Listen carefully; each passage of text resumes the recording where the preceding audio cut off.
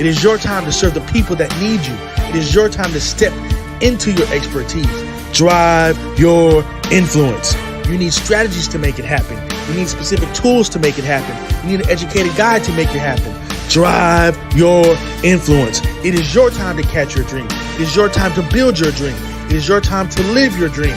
Drive your influence. It is time to keep pushing forward. It is time to drive your influence. Join the Drive Your Influence Bootcamp. Join the Drive Your Influence Bootcamp.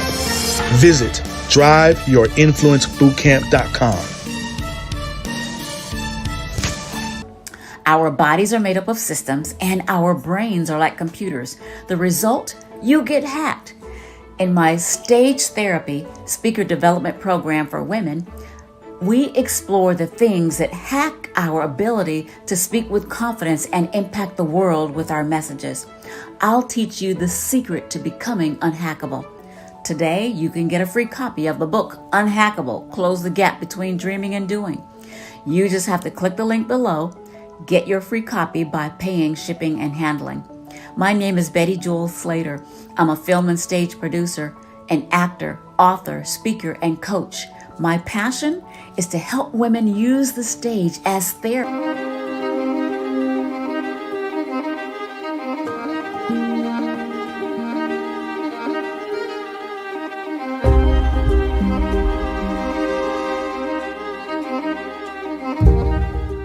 I'm Cookie Kate with the Impactpreneur Coaching Network.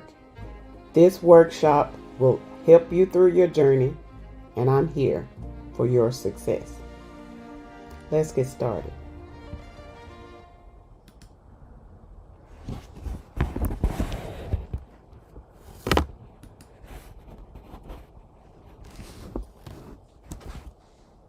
At the Impactpreneur Coaching Network, we inspire business owners at every stage of development to grow and prosper.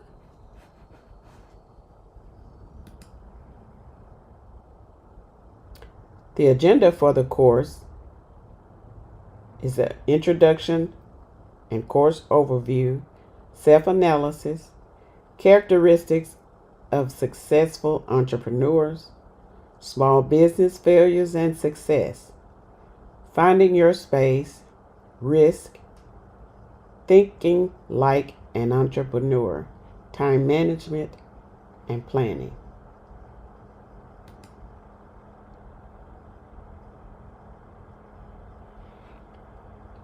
Getting to know you. Who are you exactly? What makes you so amazing that you would like to create opportunities? What is your business idea and how did you come up with it? Was it something that you're passionate about? Is it something that someone led you to think that you wanted to do? You have to figure these things out. What's your motivation and your why? Is this a passion that you're motivated to do, or is it something you're just wanting to make money doing? Why is this important to you? Why did you start your business, or why do you want to own a business or wish to start a business? These are things that you need to figure out. You need to figure all of this out prior to starting that business. If you're already in business, you need to have all of these questions asked. What do you hope to learn from this course? These are things, whenever you take a course or a workshop, attend a conference, you always need to know what you plan to gain from that. Any knowledge that you gain should help you succeed. What is one goal for your business?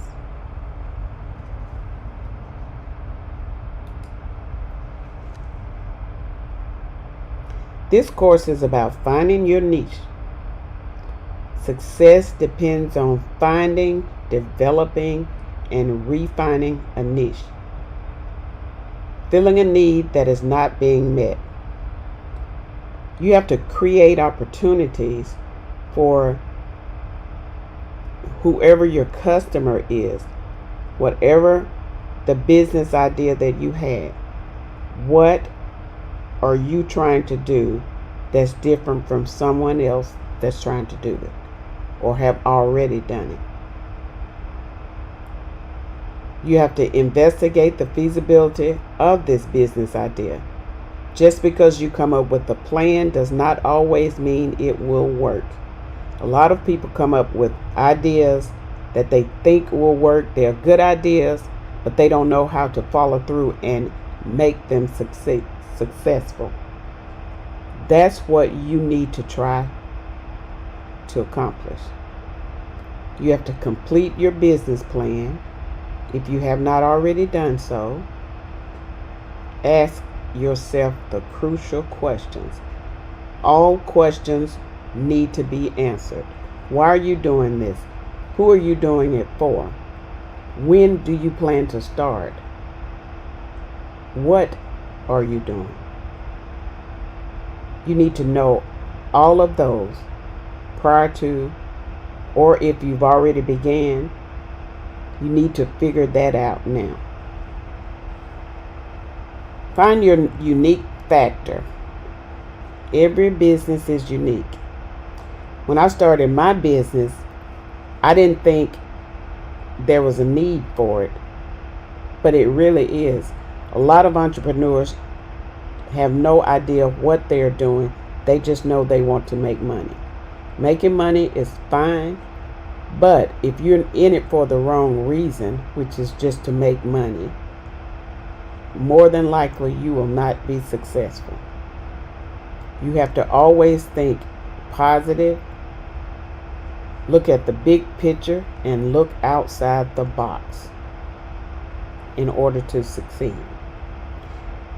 Planning helps you define what differentiates your business from others. If you plan ahead, go ahead, have your business plan, answer those crucial questions. You'll be ready for any obstacle that comes before you.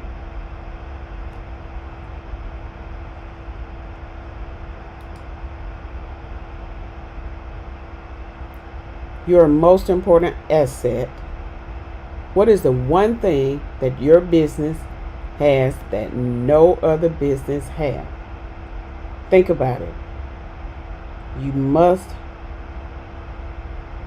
think really hard about whatever you plan to do. Or if you've already started, what are you doing so different from everybody else? McDonald's and Burger King sell hamburgers. They're the same entity.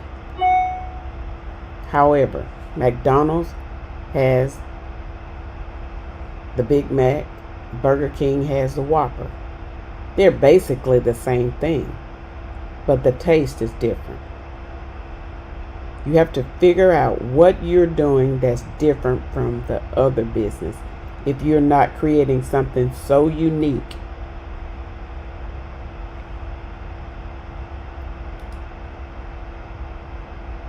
Self-analysis. Are you sure you want to do this? Are you a self-starter? You cannot be mediocre and expect results. You gotta be motivated enough to want to do everything. You can't wait on anybody else. You gotta be a self-starter. Do you get along with different personalities? Everyone don't.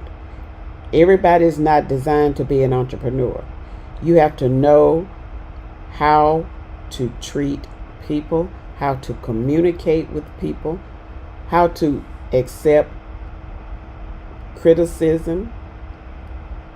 All criticism is not bad. You learn from the negative and you turn it into a positive. Do you have physical and emotional stamina? You've got to be ready for the journey, whatever it takes. If you plan to do this and be an entrepreneur, you've got to be ready for it. Whatever you do today determines your tomorrow.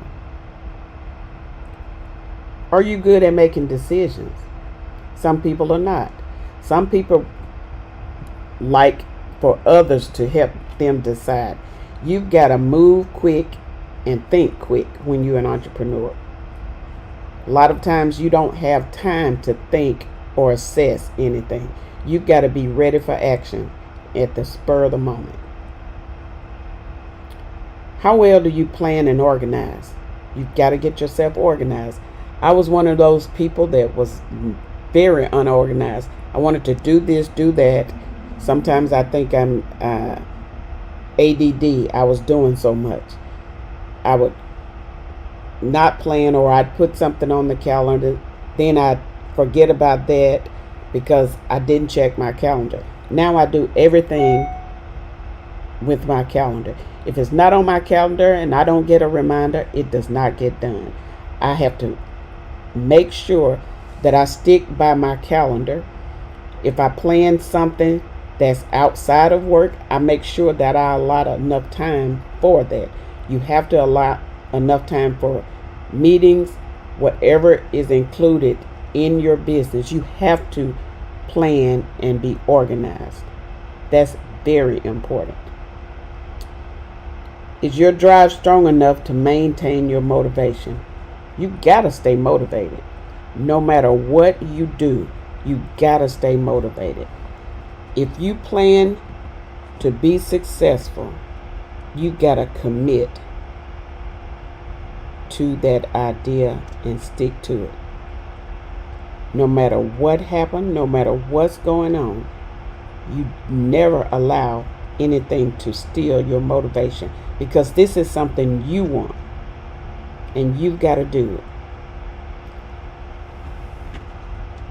How will the business affect your family? That's a biggie. You have to plan for family time. You have to plan for your business. You always commit to whatever you're doing. If you tell your family that you'll be off on a Saturday and something comes up, if it's very crucial and you cannot afford to miss it, schedule around it. See if you can schedule another time. If not, take the time, plan out a quick meeting, take care of that, and get back to your family. Family is very important. You don't want to lose your family because of some idea that you had and you think you can make this money. Money is not everything. Family is important.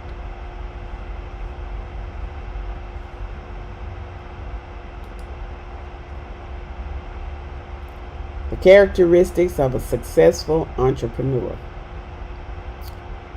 Passion. You have got to have the passion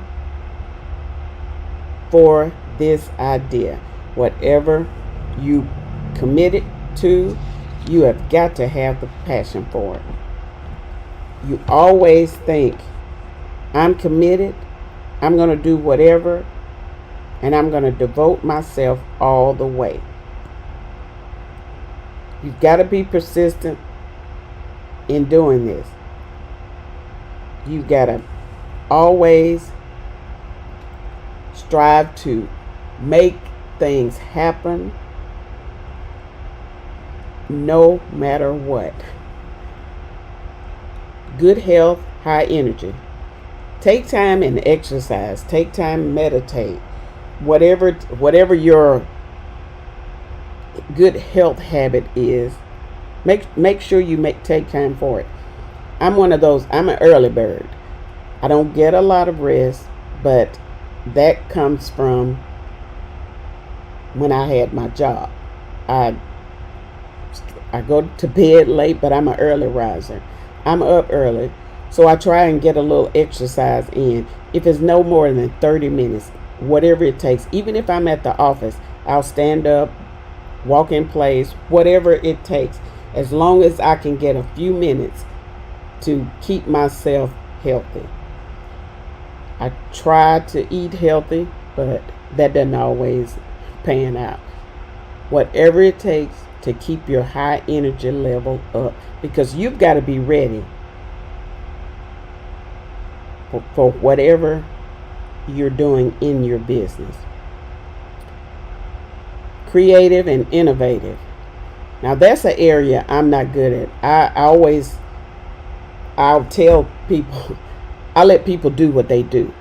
I'm not a creator, so I know this. I already know this, but I don't mind asking for help when I need it. I'm very independent and self-motivated. I don't need a lot of people to help me decide if this is what I want to do. I'm very independent. And sometimes my husband tells me I'm too independent. But I guess I was brought up that way, and I don't know any other way. But it's a good characteristic for me.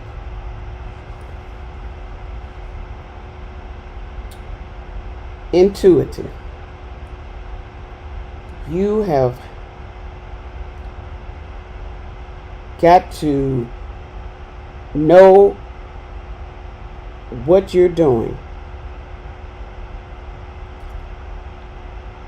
Be aware of whatever it is,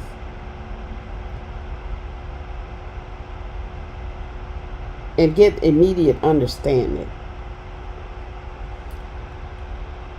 Self-confidence comes from knowing what you're doing. If you decide you want to make widgets, make the widgets. Know in your heart that you can make those widgets and be good at making widgets.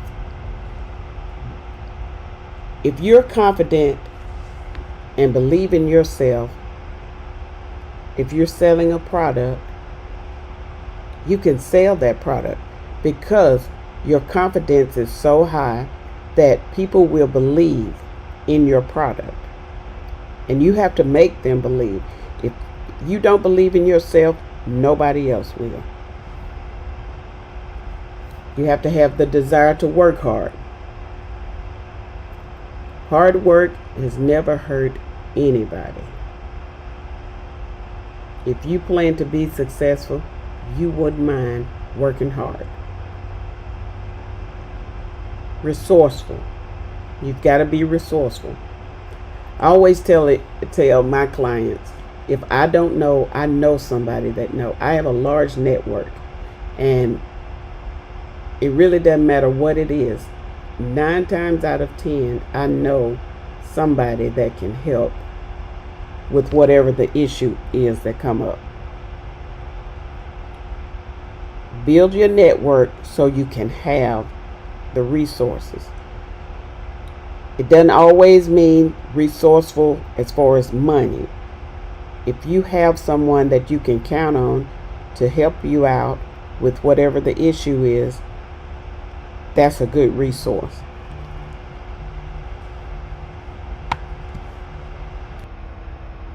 Personal initiative. You have got to take whatever action is necessary to overcome the barriers, any setbacks, or whatever it is to reach your goal. You don't want anything to hinder you from reaching your goal. There's 6 steps that you can take to develop your own initiative. Develop a career plan. Build your self-confidence. Spot opportunities and potential improvements. Check your idea. Develop persistence and find balance. All those will help you with your personal initiative. Are you a calculated risk taker? I am. I have always been that way. I just figure You can't get anything done if you don't take risks. My sister would always tell me when I was younger, and I think that's where I got it. Scared money can't make any money. She was big on investments. And every time she would tell me about something, I would say, I don't know about that, or I don't think I want to do that. But she would always say, scared money don't make any money. And that's true. If you're not a risk taker, how do you know your idea is going to succeed? Everybody's not going to be on board with you. So you've got to take a chance on your idea. Because like I said, if you don't believe in your idea or your business, nobody else will. A lot of times you need to assess whatever the pros and cons are. But in the long run, most of the time, it ends up being very good. Vision. Do you have a vision for growth or success? You've got to decide, is this something I want? Do I see it? Can I see the big picture?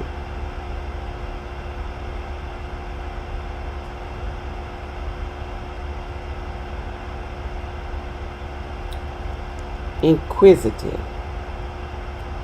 You have got to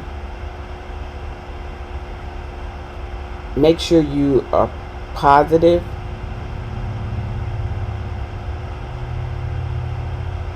Not always curious, but you can be neutral, but always show interest in what you're doing. If you're high energy strong and you want to really make people believe in what you're doing, you'll ask questions, you will get all the training, you will do whatever is necessary with confidence to be successful. Strong driving to achieve. When I was 12, I wanted to learn to type. Someone gave my mom an old typewriter, and I picked on it. I learned to type on that typewriter, but I wasn't doing it the correct way. My mom said, unless you learn that keyboard, you won't learn to type. So I had a drive to achieve typing. I really wanted to learn because that was something I didn't know anything about typing then, and it was an old typewriter, the kind you pick. I finally learned, but I had a drive. I typed every day. That gave me the determination to want to do more. That drive is something that everybody don't possess because they're not in it for the right reason. You've got to possess that drive to want to succeed. Are you highly reliable?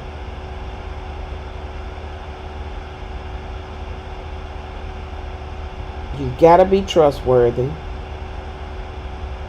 because in all of my years of doing business, I'm a strong believer. If you tell someone that you'll do something or you'll provide something for them, you've got to do what you say. And all you have to give a person and keep yourself is your word. If you can't keep that, you don't have anything to give anybody. And you've got to be realistic. I know I can't be a rocket scientist. Number one, I don't like science. I'm afraid of heights. So I cannot say I'm going to produce this rocket because I know nothing about rockets. I know a little about science, but not enough to make a rocket. Being realistic is very important whenever you're doing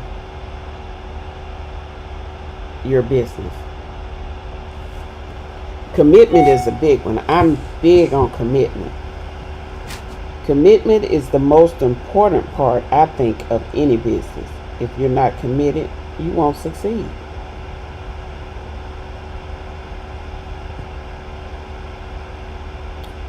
Problem solving skills. You must be able to solve problems. Solving problems is easy, but it's hard. The only thing hard about it is what you make it. And nothing is hard unless you make it. A lot of people don't know if they think that way, they can accomplish anything. No problem is ever too large that it can't be solved. It may take a while, but it'll eventually be solved. Tolerance for ambiguity. You got to be tolerant to for really anything. The entire business, you need to be tolerant for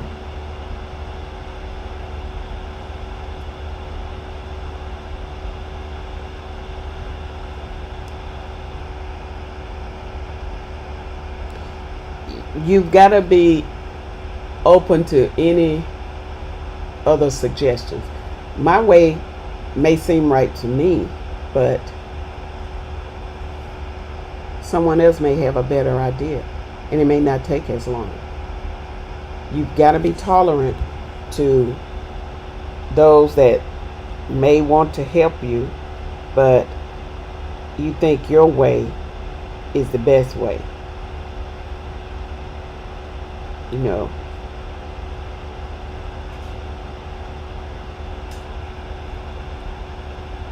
strong integrity. You gotta have good integrity. Oh, very strong. If your integrity is not strong, you may miss out on a lot of business. Having good quality, good strong qualities, and moral principles are very important when it comes to business. People need to know that you have good integrity.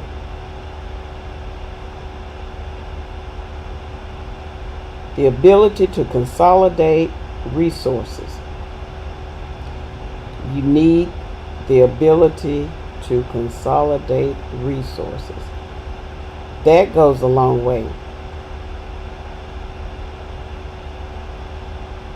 Being able to put things together and get them done, having products or services that your customers need to consolidate is really a good characteristic. You have to have strong organizational skills. Some entrepreneurs refuse to learn. They don't want to team up and get things organized, lead.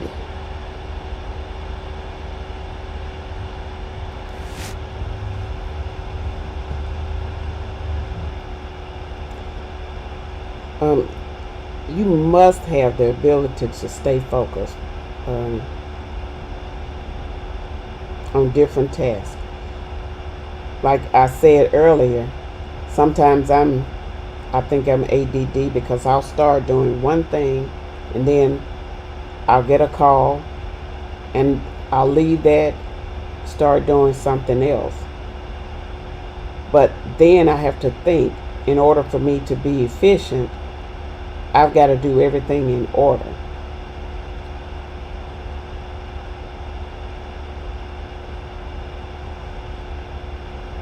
Competitive. You've got to be very competitive. If your business is one that competes with someone else, you've always got to be planning how you can make your business better. Always. In order to achieve the outcome that you want to get, you've got to stay steady. You've got to focus on what they're doing.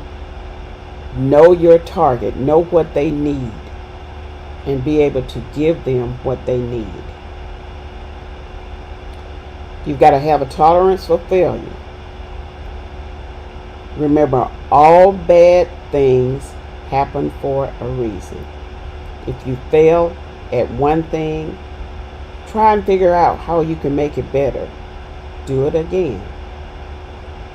If at first you don't succeed, try and try again. Never give up.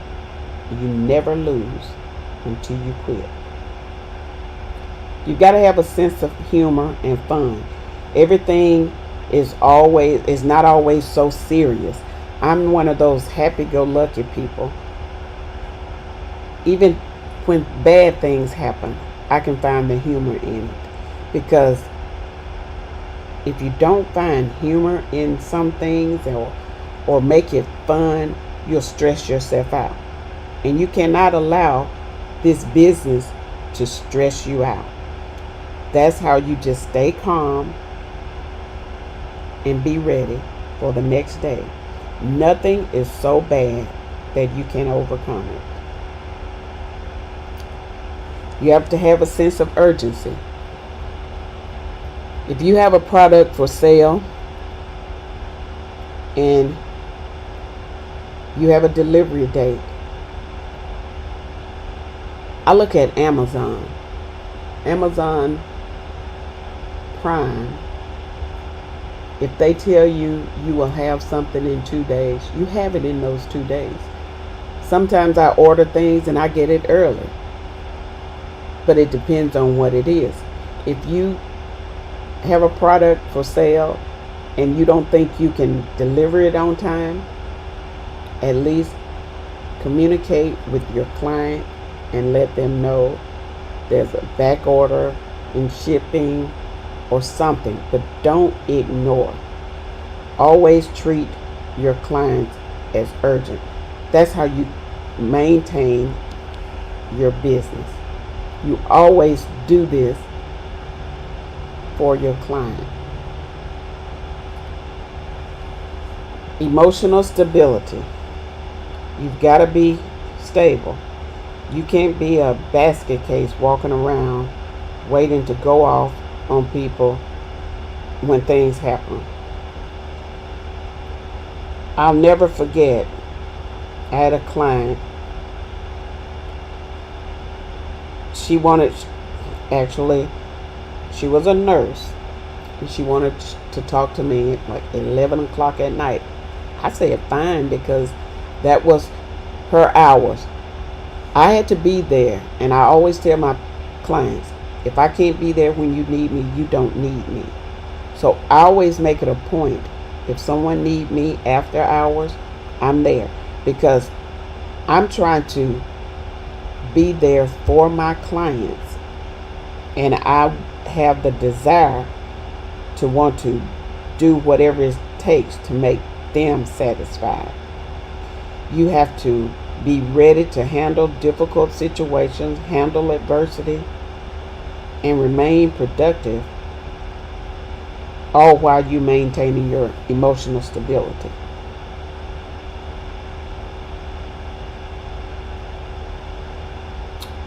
You can develop emotional stability by getting sleep. You got to get good quality sleep.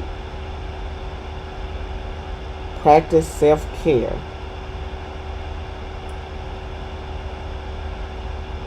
You can ground yourself by meditating, or just create structure. Those are things you can do for emotional stability. Goal-oriented behavior.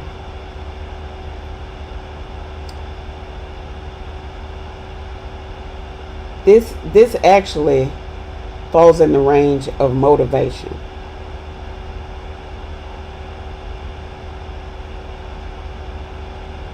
You just have to make sure that you stay focused on your goal in order to accomplish.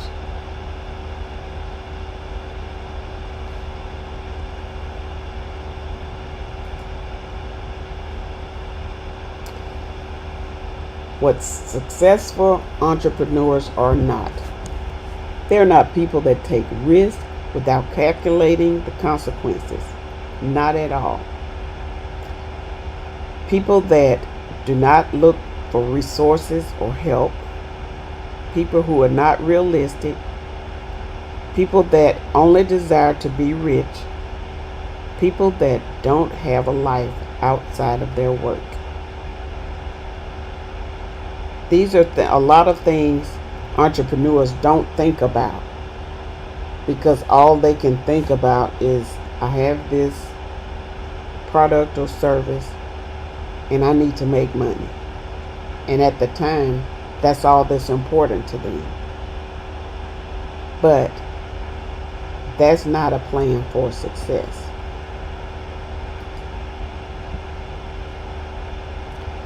Small businesses fail because of lack of experience. A lot of business owners don't have experience. Sometimes they have the knowledge, but not the experience. Insufficient capital, no money. That's a lot of small business problems. Poor location. A lot of time, and I call it cheap. Being cheap is not the best way. Just because a location is inexpensive does not mean you will really gain any customers. It has to be a good location if you plan to be a real business. Because if people don't know you're there, they're not going to patronize you. Poor inventory management, poor internal controls. If you have a product and you cannot supply your customers, you're not going to be successful. You can't buy 1 or 2 widgets and expect to sell them to 5,000 clients. Eventually, people will say they can never get me what I need, and they'll go somewhere else. Overinvestment in fixed assets. Just like you're in a poor location, if you invest in the Eiffel Tower and you know rent at the Eiffel Tower is $25,000 a month, but you only get $1,500 a month, you already know you won't succeed. You may stay in business long enough to get a couple of clients, but at that rate, it's too expensive for you. So you know you cannot sustain success if you go that route. Poor credit arrangements. That goes a long way. You can have bad credit, but poor credit arrangements, you need to order something, you can't get it because of your credit. Your supplier is not willing to extend you any more credit. so you don't have the widgets to supply your clients. Personal use of business funds and poor record keeping. You shouldn't commingle your funds. I tell all entrepreneurs, you need a business banking account. Most clients or customers are not willing to write a check to Jane Doe because you did work in the business of whatever you're doing. They don't like that because they like to keep good records, and you cannot run your household and your business on the same account. I have my account. My husband is an entrepreneur. He has his account, and we have our personal account. We don't mingle our businesses together. He has his business account, I have mine, and we keep it that way. You have to keep good records. I use QuickBooks. I like QuickBooks because it does what I need. I'm not advocating for QuickBooks, but I like what it does for me. You have to be prepared for unexpected growth. If you're a small business, you got to think. I always think 5 years ahead. Every year I think I add another year because you have to have a vision to see where you want to be 5, 10, 2 years, 20 years. Where do you want to be? So you always have to be ready for that unexpected growth. Not enough attention paid to the competition or market conditions. Whatever you're doing, you need to always know what your competitor is, what the market condition is. McDonald's always know what Burger King is doing. Burger King always know what McDonald's and Wendy's are doing. They always keep an eye on Chick-fil-A. Even though they all sell something different, they're all restaurants and they all want to stay in business. So you always have to pay attention to your competitor or whatever the market is doing. If you have low sales, you have to be creative, come up with a plan, do some marketing. But that's not going to help if you're not doing anything for your business. Poor pricing. A lot of small businesses price themselves right out of business. They want the money now. We've got to have it now. I sell pencils. My pencils are $5. I can go to Dollar General and get 5 pencils for $1. You can't overprice yourself out of business. Not enough attention paid to the target market. Who is your target? Know what your target is. Know who they are and what they need. That's how you stay in business. Lack of planning. Small businesses fail because they fail to plan. You gotta plan. Lack of sticking to plans and budgets. Again, if I plan to sell jackrabbits, I've got to stick to selling jackrabbits. If my budget is $25, I can't say, oh, the market is hot now, I'm going to do this, I'm going to do this. You've got to be willing to say, okay, it's better to sell 5 jackrabbits than try to sell one at $70 instead of $25. Whatever it is, you've got to stick to your plan and budget. You cannot go over. I have a budget sheet that I use for my business. It does not matter if I'm doing something for my house and I don't have the money. I don't go in my business and get it out. I just don't do it. It doesn't matter what it is, doesn't matter how bad I want to do it. I don't do it. if I don't have the money, because it's not so important to me that I've got to have it. That means my business will go lacking because I took from my business for something personal that I wanted, and I don't do that. And most business owners don't, but a lot of small businesses will.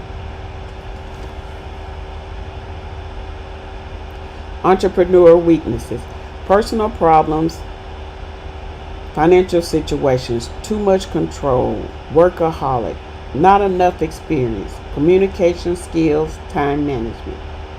What weaknesses do you have? We've got to think about that. Whatever weaknesses we have, those tend to control our business, and we can't give that weakness that much power. Why small businesses succeed: they have a clear sense of what they offer. They base their goals on realistic expectations, understand their strengths and weaknesses in comparison to the competition. Focus on correct group of clients, target market, specialize in resolving customer problems, are organized for maximum flexibility. Create loyalty among clients and assure that they return. Construct relationships based on quality. Honest attention to clients. They keep good records and they maintain diligence in costs, prices, and profits. This is why businesses succeed. Not only small businesses, medium and seasoned business.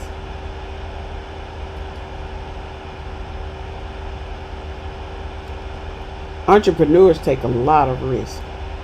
They risk failure, loss of their own money, because when you start, most entrepreneurs start with their own money. They have many long, hard hours of work. Family problems: if your family don't understand what you're doing, if they're not on the same page, that will cause family problems. Bad timing. The timing has to be right. If you do everything right, your timing will be right. On the upside, reasons people become self-employed: because it helps you control your destiny. You can be your own boss. You can do the things you want to do, go places you want to go, spend time with your family. The financial reward: it may not be lucrative at first. Some people luck out and really make it big of one sale. Everybody's not going to do that. But hard work and long hours directly benefit you. The growth potential is not limited. If you're on a 9 to 5, you're only making X amount of dollars. But the growth potential is unlimited when you're self-employed. You have variety, challenges, and opportunities to learn.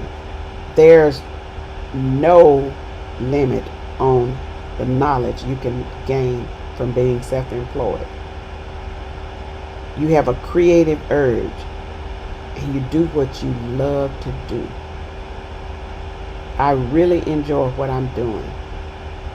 And if you don't enjoy it, if it's not a passion for you, maybe you shouldn't do it. But most self-employed individuals, some people are just pushed into it, and it turns out that that is their gift. But if you love what you do it.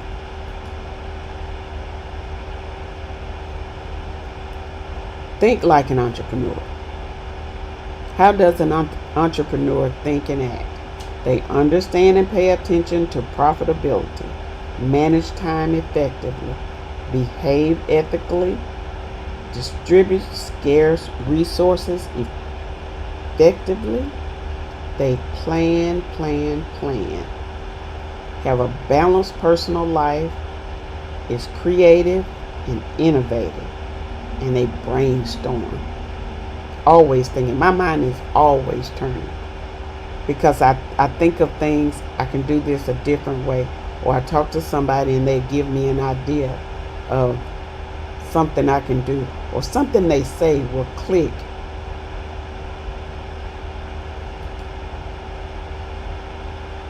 The importance of profit. Profit is the positive difference between what you earn from selling your goods and services and what you pay to produce them. If you're paying too much to produce them, your profit is not going to be great. Use your profit as the only measure of success can be dangerous. It's very dangerous.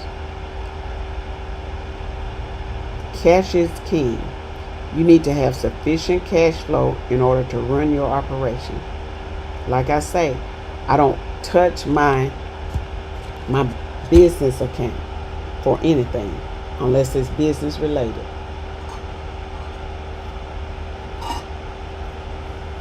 Businesses should do regular profitability calculations.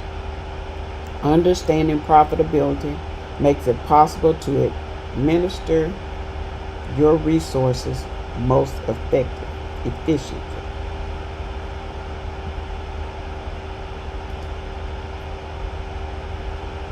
Bootstrapping.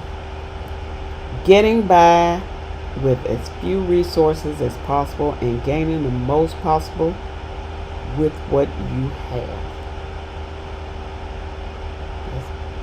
Utilizing all of your skills and abilities to make your business viable. To finance a new business, you might need to have 3 jobs, take a loan from a friend or family, sell stock or valuable possessions, take a second mortgage on your house. Bootstrapping also means to look for non-conventional ways to generate income, to minimize cost and maximize your earnings.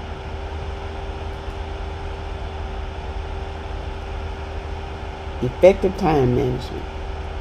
Time management is extremely important. Good time management requires discipline and organization, but it'll help you become more efficient and improve the quality of your work. It always will. If you start before you get up in the morning, think about what you're doing, plan your day, you'll always have good time management.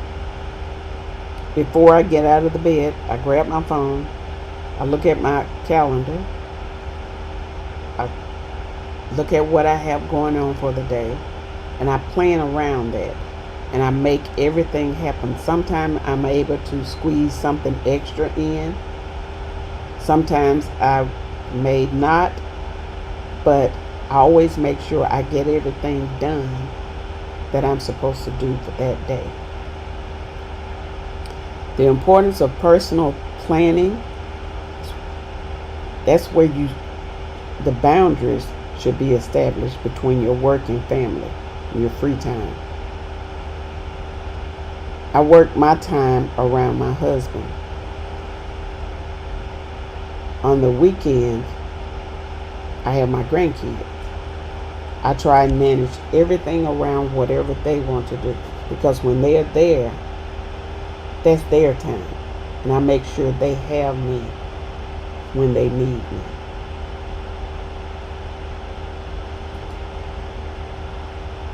The importance of planning.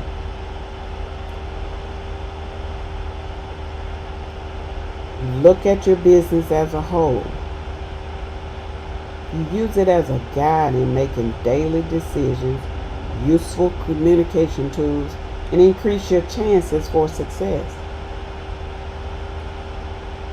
Planning helps you see the future business opportunities. Planning can also make improvements based on your re-evaluation and past plans. Planning takes action, not reaction. Planning also gives you the opportunity to ask yourself questions, key questions.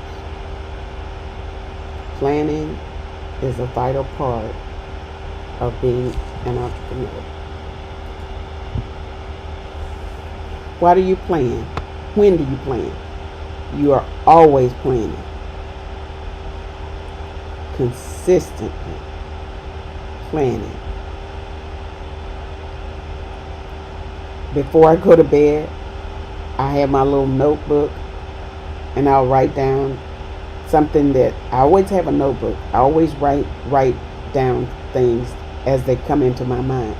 And eventually you'll see where you can use that idea or that thought. The planning process is dynamic. It is not only a reaction to a critical event, it needs to be integrated into your daily administration of your business. It's the key to success in guiding your business through both difficult and easy times. When the pandemic hit, I thought I was just not going to have any clients. I think I picked up a few because people were at home and they started thinking, how can I do this? How can I do that? And they called. It was really, even though the pandemic was bad, it was good for me because it helped me help them. Planning should be flexible and reflect reality, always. You have to plan for it. The pandemic gave a lot of people clear perspective in what they wanted to do. Even though we didn't know it was coming or it was going to be as bad as it was, we had to plan around it. We had to be ready and be realistic about the effects.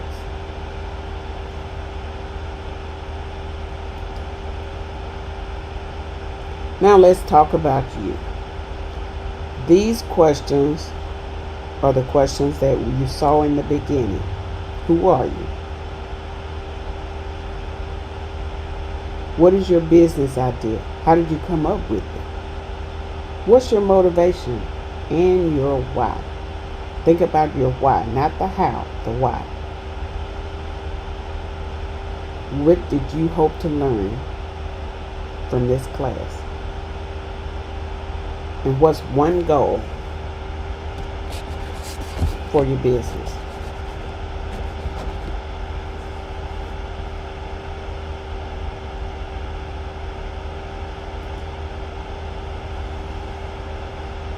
If you have questions, please send an email to support@impactpreneurcoachingnetwork.com. That's support@impactpreneurcoachingnetwork.com.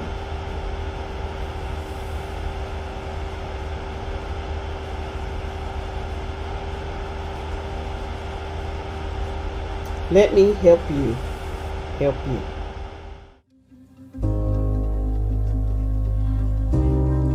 For 9 months.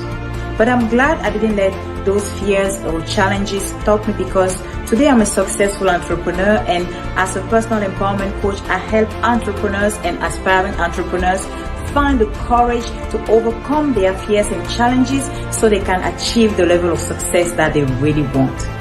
We all have fears. Some let those fears run the show. Some decide to overcome them and go after what they really want. Those are the courageous ones. Those are the ones who make their dreams a reality. You can become one of them. You can become courageous enough so you can achieve the level of success that you deserve.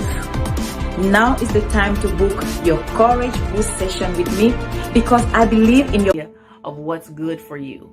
Right now, you may find yourself in a dead-end job that a friend referred you to, or drying up social group that a family member referred you to.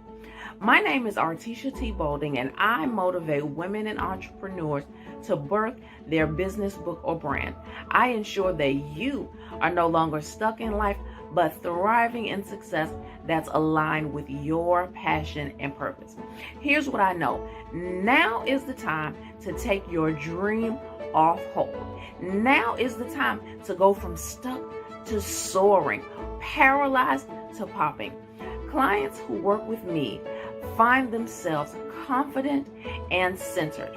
I'll work with you to find the money in your budget and the time in your schedule to live the life of your dreams. I mean, hello? Go on over to artishabolding.com/coaching. Fill out a contact form so that you and I can talk more about. But I wanted to let you know that I am thankful. I'm thankful for God. I'm thankful for me being alive in this pandemic. I'm thankful for my family, and I'm thankful for friends. So many other things, but they're all encompassed in those categories. One, I'm thankful for my relationship with God. Once upon a time, I come from a family of not only church goers, but I'm also a family of ministers and a family of singers, gospel singers. And so everybody in my family sings but me. I'm the manager. And I just am thankful for my foundation, thankful for what my father and mother instilled in me, my grandparents, believing in God, believing that He exists, and not to offend those that do not, respectfully, just sharing what I believe and how I've been brought up. I am thankful that I know that He lives and that He moves in me. I'm thankful that He has brought me from, as we say in church, a mighty long way. I have been through a lot, as have some of you, but I can only share with you my story. I am thankful for me because I should have been gone a long time ago. I've gotten into some things that I wasn't supposed to get into in the early teens and 20s, but God was with me through it all. And I'm thankful that even in my folly and even in my foolishness, He allowed me to live.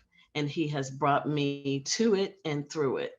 I am thankful, just in my teens, gotten into, with the wrong crowd, spending money unnecessarily on foolishness, thought I was going to marry someone who wasn't for me, and we'll get to that later.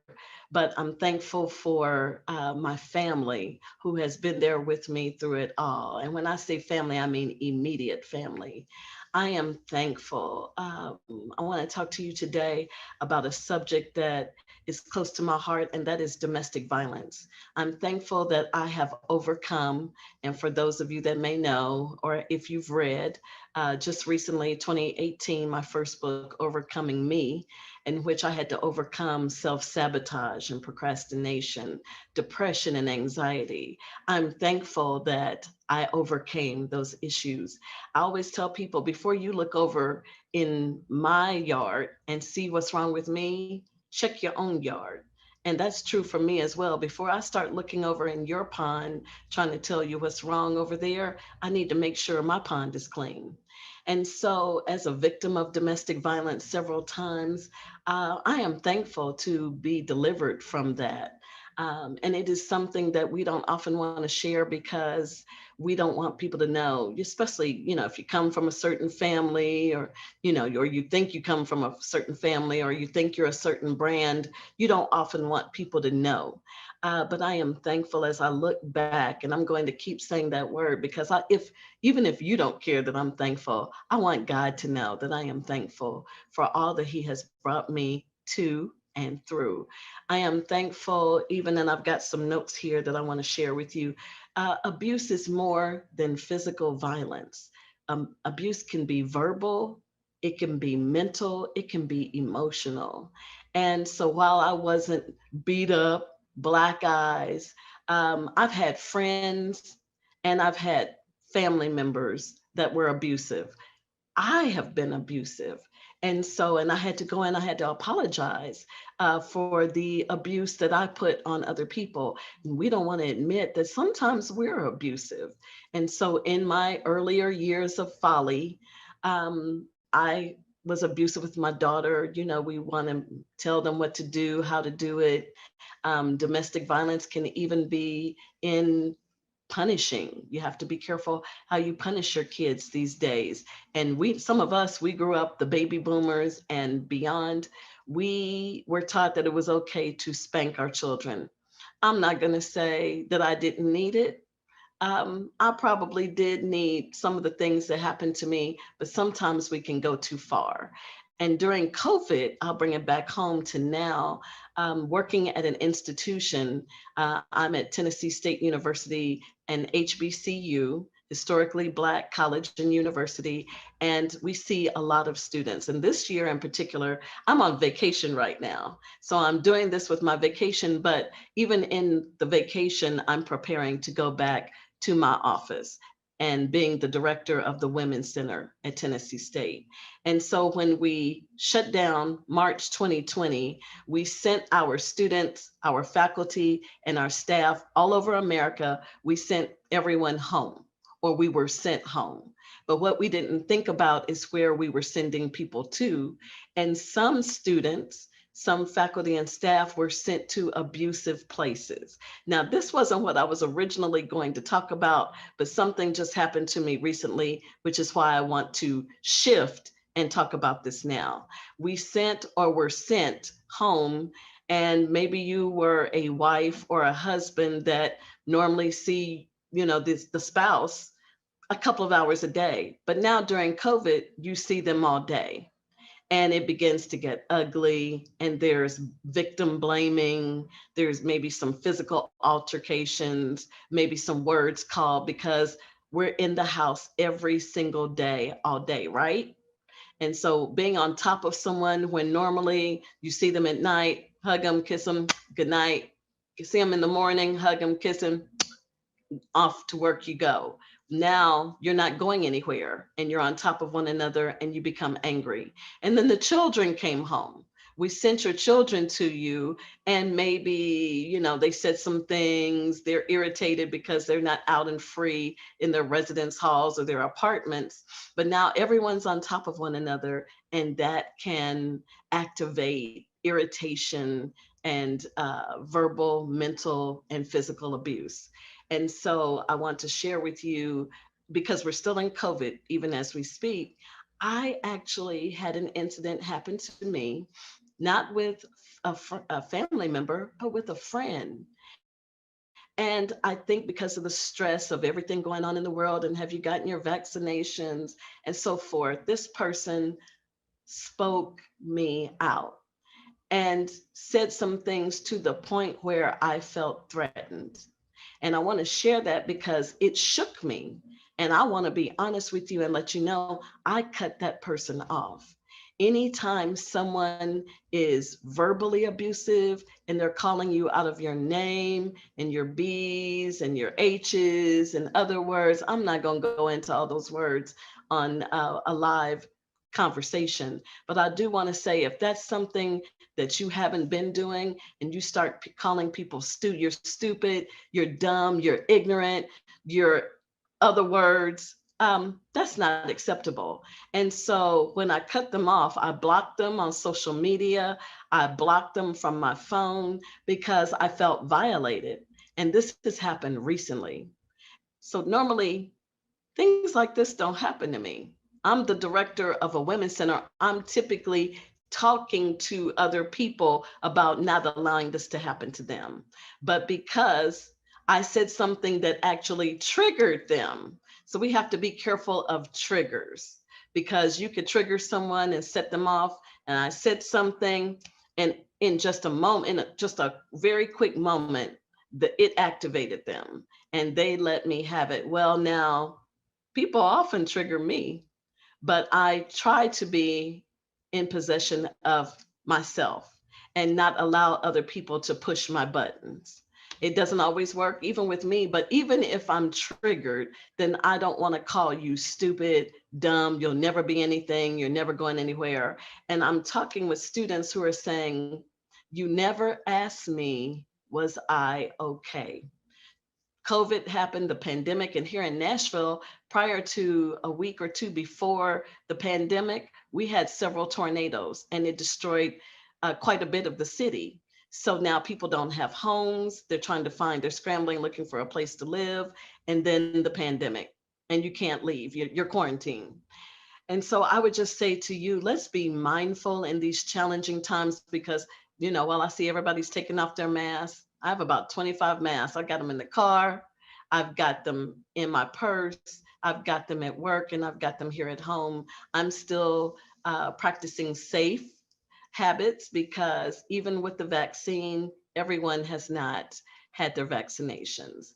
And in working with over 8,000 students, I want to be careful having some extenuating circumstances going on in my life that I don't become sick. But let's get back to the verbal abuse.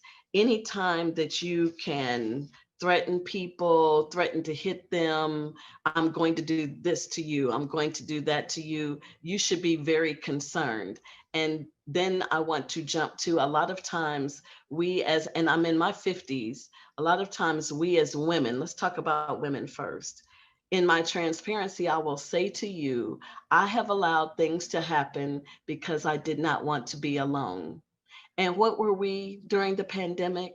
We were isolated. There were older people, there were younger people, uh, people that were single, that were in their homes alone for long periods of times, for months, for weeks. And so that can cause you to allow things to happen that you normally wouldn't. So in my case, I allowed a relationship to go too far because, well, if I'm not friends with this person, I'll be alone. It is truly okay to be alone. I would rather be alone than to be abused. And so let us not, ladies, I was talking to a lady the other day. I went to a restaurant and we were eating. She was a little bit older than me. And she said, yeah, I'm in a relationship and I really should leave him because he's always calling me stupid. He's calling me dumb, but yet he's always asking for money. And if I don't give it to him, then he becomes violent. He doesn't touch me, but he's yelling and he's throwing things. And I said, sis, and I could see myself while I was talking to her. I said, that is unacceptable behavior. So we as women, just talking to women right now, let us not be so needy that we allow our friends or our relationships to cause us to stay in something that can cause us harm up the road. And then for men, yes, you all go through the same thing. And I share this on the college campus. Women can be abusive. And I have a young man and he was like, Miss Wilson, I'm always hearing about domestic violence and how women should be afraid of men. We are afraid of you as well, because if we don't stay with you, if we don't take you out to eat, if we don't give you money, he said, and we're in college. He said, so I'm trying to get a degree. I'm not trying to have a relationship or get married. I just want to be free. I want to be cool. I want to be down. And I think that's most of us. Most of us want to be free. So in my thankfulness, and I shared with him, I said, thank you for sharing that, because sometimes we as women, ladies, we become controlling. You can't see someone else. You can't talk to someone else. If it's not your husband, why can't he? If he hasn't promised you a rainbow, then why are we controlling and manipulative or abusive, where we're calling men out of their names, we're shouting and yelling abusively, verbally, or then there's that emotional abuse where we don't answer the phone, we go on silent mode. Men and women do this. And so I would just say to all of us right now during this pandemic, let's get a hold of or possess our vessel. Let us not exhibit uh, abusive behavior, whether that's mental abuse, physical abuse, emotional abuse, or verbal abuse. It is unnecessary and it doesn't make for positive, healthy relationships. And with our elderly, let's talk about them. Sometimes we can be abusive of, and it is called elder abuse, where you are mismanaging, hurting, or abusing your parents, your grandparents, or anyone else. You might be working with elderly people, nursing homes, assisted living facilities. Let us all be mindful of the things that we say. Think before you speak, because we don't realize how we can trigger or hurt other people with our behavior. And I'm excited. I'm grateful. I'm thankful to be alive. I'm thankful to be out of that abusive relationship that I was allowing because I'm alone. I'm single. I live by myself. And I love being single and living by myself. But we all want love. We all want friendship. We all want companionship, but not to our detriment. Let us be very careful. Let us make great choices in who we allow into our life, who we have relationship with, because uh, sometimes it's not God that sends people our way. The devil sends people too, for those of you that believe as I do. And so I'm very mindful when new people come along into my life. I'm trying to take it really, really slow in allowing new relationships, even with women, because everyone is not your assignment. I just spoke on that the other day on social media. I have not been assigned to everyone, and neither have you. Be very careful, be very choicey in who you allow into your life. But at the end of the day, be thankful, because all of us have great things ahead of us. All of us have overcome COVID. If you're listening to me talk today, you are an overcomer. You are here because God chose for you to still be in the land of the living. And I'm excited. If you want to talk with me further, you can find me under my name, Seanne, Seanne Wilson. You can find me on social media, Facebook, Instagram. Don't even worry about Twitter, because I'm hardly ever tweeting, but you can find me on those other social media platforms, or you can go to my website, www.seanne,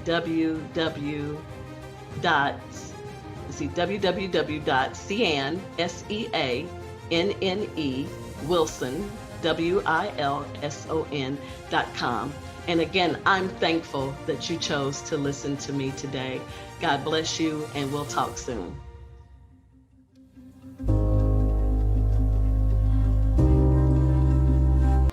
Trending today is the term transformative servant leadership. Well, that's trending. So what exactly does that mean? Many use the term without even knowing what it really means. And it refers to persons, people who are stepping into their calling, who want to do something that they feel God has placed within them, and they have a following. Our work is not based on monetary achievement or developing things that are self-promotional, but it's anchored in serving God. It's anchored in stepping into that gift, that purpose that God has placed within us. And so transformative, of course, means changing, how to make something better. And our actions are anchored in the faithfulness and service to God. It doesn't get better than that. When that's your mission, that's your focus. It is that relationship that elevates us. Now, many proclaim to be transformative servant leaderships, yet what they're doing is serving themselves. They walk around, they've got 20 people following them. You can't get close to them. Self-service promotions that are comfortable, and they're comfortable being served instead of serving. That's not what this is about. This workshop, this training, this coaching is about helping you to step into that gift that God has placed in you. Some desire to be close to God, yet they forget that Jesus came as a servant. He didn't come as, some glorified king who was flaunting his abilities. He came to teach and to help us to learn how to be of better service to humankind. We have to remain humble in our spirit. We have to be bold in our actions, and we have to be about serving people and organizations. You see, a great deal of what's wrong in society today is that those of us who have faith, those of us who are into service, are silent. We're quiet. We're not involved. We're not engaged. And we want things to get better. We want those who are serving to serve the people, yet they're not the ones who are about service to people. They're about service to themselves.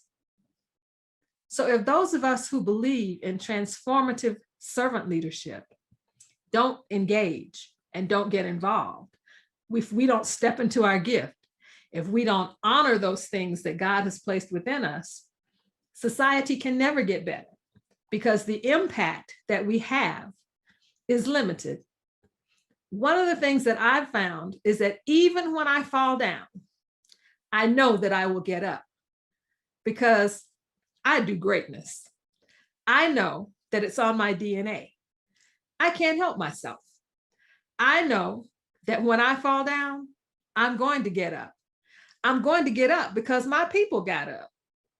I'm going to survive because my people survived. I know that God can take my ordinary self and make me something extraordinary. I know that because he did it for my people. When I look around, I see greatness all around me, but I see it being pressed down because we're trying to fit into somebody else's paradigm. Now, before I get into the meat of this talk, I want to give you your reading list. The first book that I suggest for your reading is A Vision for Change and the Future of America. That was written by the late, great Congressman John Lewis. The second is called The Caring Community. That was written by Dr. Trudy Kibbe Reed. She is the past president of the great Bethune-Cookman University. Excuse me. The third book, of course, is Bethune, Out of Darkness into the Light of Freedom. That is a book that highlights the legacy of Dr. Mary McLeod Bethune. It also talks about the history of her life, and it's written by yours truly, Dr. Evelyn Bethune. The reason that I want you to read these books is because of the historical context and the way that they are able to show us the value of knowing our history. 4 other books that I think would be great for any library, especially the Library of Black folks. The first one is Before the Mayflower by Lerone Bennett. The second, They Came Before Columbus by Dr. Ivan Van Sertima. The third is The Miseducation of the Negro by Dr. Carter G. Woodson. And the fourth is White Rage by Carol Anderson. These are great books for your summer reading. They're not big books. They don't have a lot of pages, but they are great books with a lot of knowledge and wisdom. They're written for people with great faith by people who have great faith. These books are what every Black person should read, and then you should send copies to all your white friends because they need to know these things too. You see, helping them understand the context within which we operate helps them to understand how we got to where we are, and also what their part of the responsibility of the heavy lifting is. If you don't read, you can't lead. Or as Trevor Otts would say, leaders are readers. If you don't believe it, trust me on this. The limit that you have on what you can express to others is based on the knowledge that you have within you. You see, knowledge is great, but it's only powerful when you share it. Education and deep dive knowledge, not just that surface stuff, is very critical from the very, for the very movement of our community. The transformative servant leader must be well read, must have a plethora of topics with diverse information, because we serve a diverse community. It's very difficult to step into leadership without having a broad base of information, because everybody's not the same. Everybody doesn't come from the same place, and everybody doesn't have the same background in terms of their knowledge base. So if you're planning to lead the people, you have to know the people, and you have to know the difficulties, the struggle, and also the victories that have been won. You see, everything is not about bad stuff. Everything's not about, who got shot yesterday. Some stuff is about who succeeded, how we got through, how we managed to still be here today, because everything was rolling against us, yet here we stand. Transformative servant leadership. It stems from your understanding that Jesus, once again, as I say this, was a transformative servant leader. And as a Christian, my belief tells me that I'm striving to be more like him. Too often we allow the knowledge of our imperfections to get in the way. Too often we take our achievements and push them aside. We don't understand the value of showing and reaching our greatness. We think that we have to be docile. Well, Jesus was quiet, but he wasn't docile. Remember, when he didn't like what was happening in his daddy's house, he kicked the tables over. Doesn't sound too docile to me. A good bit of what we know, we don't tell anybody. We don't know what anchors us. So we get tossed and torn by the storm. It's okay to be in the know. It's okay to show people that you know. You see, everybody talks about being woke and staying in the now.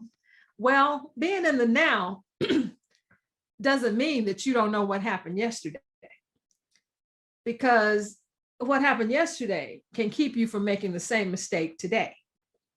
Without the knowledge of our history, without a clear understanding of the power and strength of who we are, what's on our DNA, we don't have a solid foundation to stand on. You see, when I say greatness is on my DNA, I know that. I'm not guessing. I have examples. When I look at my grandmother, Dr. Mary McLeod Bethune, nothing but greatness flowed through her veins. And it was because of her faith. She didn't hesitate to let people know that God was her driver, that she wasn't just, sitting there trying to fly the plane as him with him as his car co-pilot. He was the pilot. She was sitting in the co-pilot chair. She followed his instruction. She didn't make it up as she went along. That's why she was successful. That's why the institutions that she founded, the things that she laid her hand to, are still here 100 years after her entry into this world. The things that she developed, Bethune-Cookman University, National Council of Negro Women, still exist and are still doing great things. And we're still calling her name. She died in 1955, yet what she did in the 30s, 40s, and 50s is as relevant today as it was at that point in time. You see, we're still talking about some of the same issues because we haven't learned to value who we are as a people. We're always giving up the very essence of ourselves. Being a transformative servant leader doesn't mean that you acquiesce into somebody else's reality. It means that you serve the people with the gifts that God has placed in you that are unique to you. It helps us to understand our strength because it helps us get rid of the damage that was done through enslavement. We've been taught to hate ourselves. And if we don't recover from that, we won't ever get over the hump. History in the Making Coaching Network is focused on making you see that clearly, that you are great, and that what we want to do is show you how to do the same thing for somebody else. But you can't do that if you don't know that it exists within you. Use what you have, knowing that it will be enough.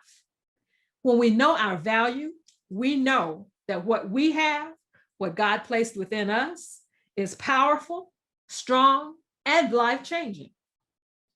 Being a transformative servant leader means that we use the example of Christ and teach wherever we can.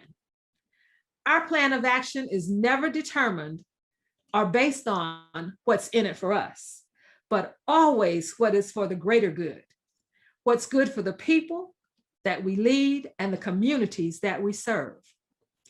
Just like it was important to know our history, it's even more important to maintain our relationship with the God that we serve. You see, it is in that intentional and determined relationship that we find our strength.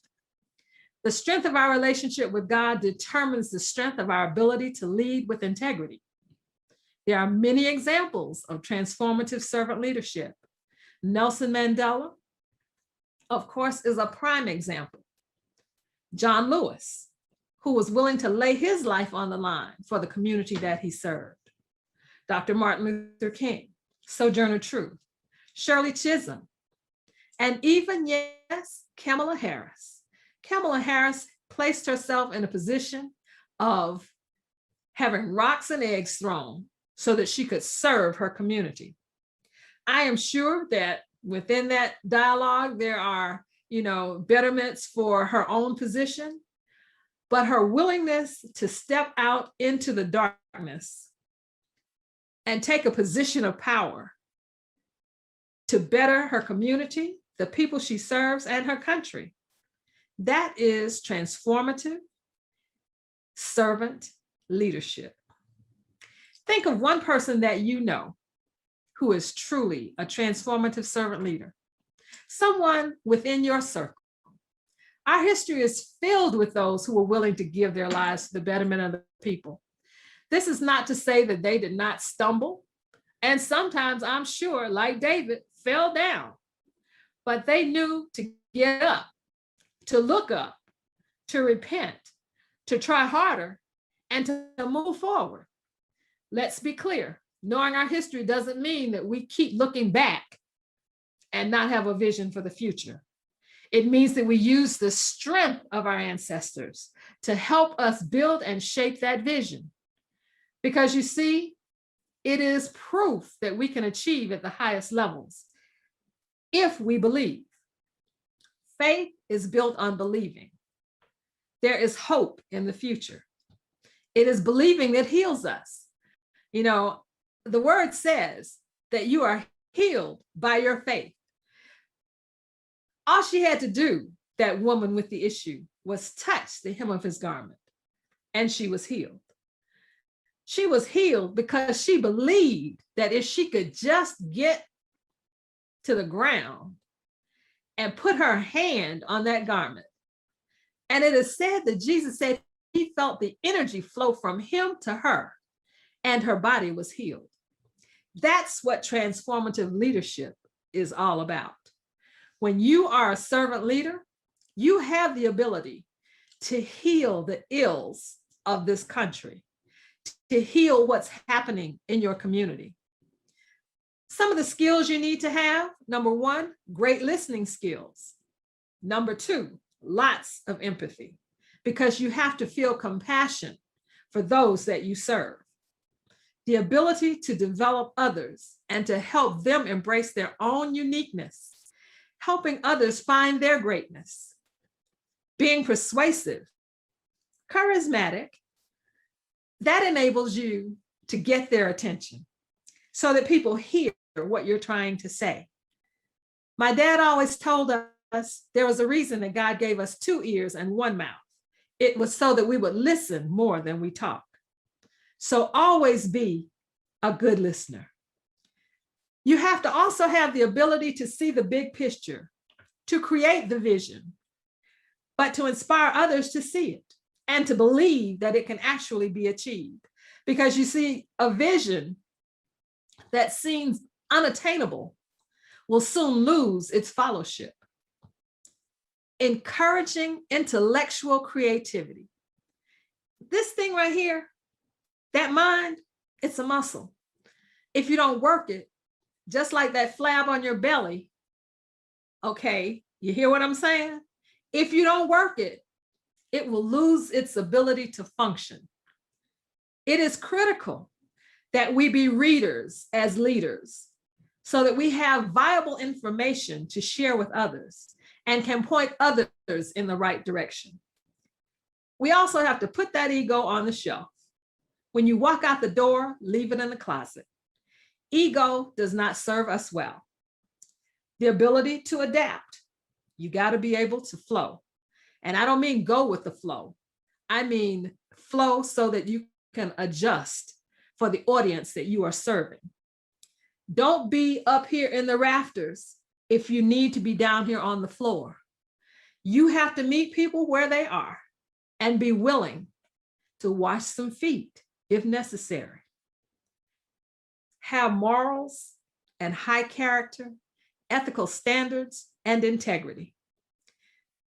There are times when it may get difficult, when you may step outside of your purpose, when you may distance yourself from the Creator, and you might lose your way, but find your way back. Make amends, because God has a purpose that He placed inside of you that nobody else can fulfill. That is your purpose, your calling, and that is where your greatness lies. Don't get caught up in feeling depressed, unnecessary, and irrelevant. That's not what God gave you. So hold on and get through it, because that's what God will do for you. When you are a transformative servant leader, you're going to always encounter difficulties. You're going to always have mountains to climb, rivers to swim, and sometimes broke down bridges to cross. But you can do it. The greatness lies within you. Trust me, I know, because I've broken some bridges, set some fires, fallen down on my face, and had to figure out how to get up. But I did it because greatness is what? On my DNA. Have the ability to bring about change. That takes performance at the highest level. People have to believe. They have to believe that it can change.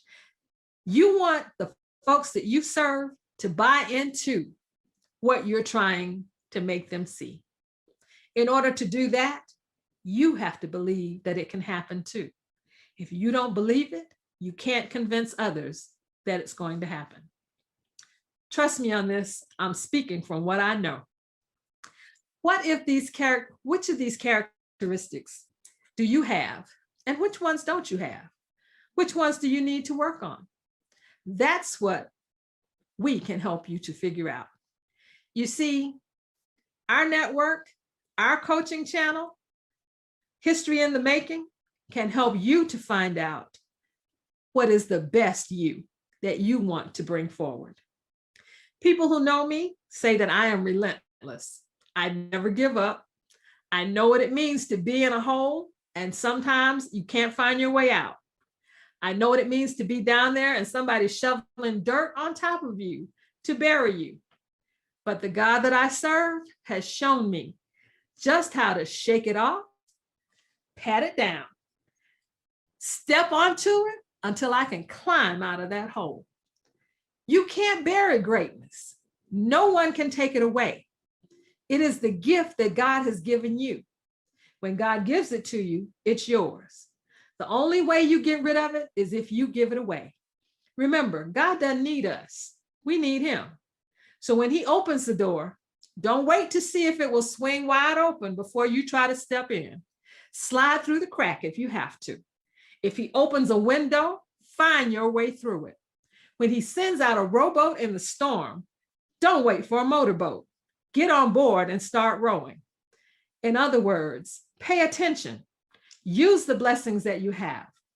History in the Making Coaching Network can give you the opportunity to grow, to be your best self, to step into your purpose, to let others see your greatness. We will show you how to use the tools God has already given you to be the best that you can be. Don't miss that opportunity. What are you waiting for? I'm confident that we can help you walk into the next level because greatness is where? On my DNA. And I know that it's on yours too. It's been a joy talking to you today and just telling you about the power that lies within. For you see, as a transformative servant leader, you can change the world. You can change your community for the better, and you can help your neighbor be a good neighbor, civically responsible, mentally strong, spiritually sound, and what? Willing to share with others. That's where our greatness lies. Looking forward to seeing you soon.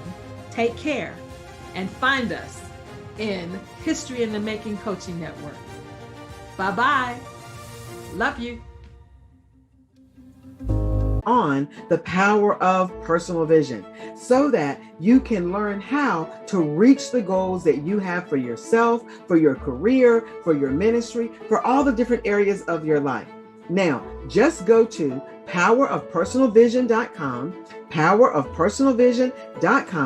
and sign up for my free course on the power of personal vision. Again, that site is thepowerofpersonalvision.com.